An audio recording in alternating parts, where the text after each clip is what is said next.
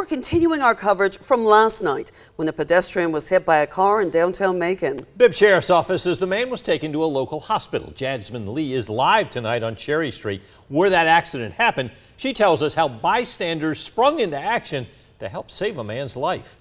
What you got in there?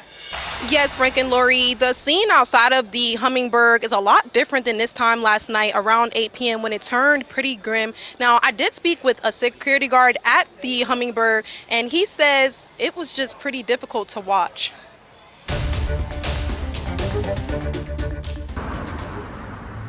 What was a normal night on Cherry Street turned into a disaster. I'm glad I was there.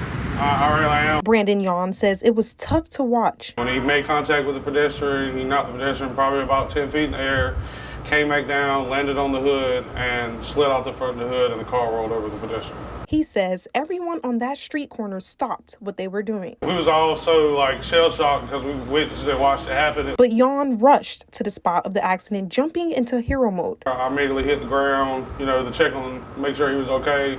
He wouldn't respond to me at all, So I started checking for a pulse. I got a pulse on him. And he says after that, several people nearby helped pull him out. We had one guy that was watching his face, and we had about 10 other people lifting, and when we cleared his face, the guy pulled him out. He says he's thankful everyone pitched in to help. It was actually amazing how, all of us came together to get that guy from underneath that car.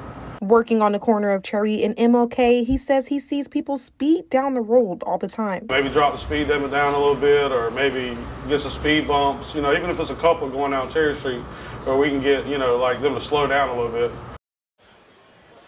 Now, though the scene looks a little different, if you take a walk with me this way, this is where the scene was placed at, and a lot of people came out as the community to come together to help this young man out. Now, Yawn says he hopes he never has to experience something like this again. Live in downtown Macon, Jasmine Lee, 13 WMAZ News.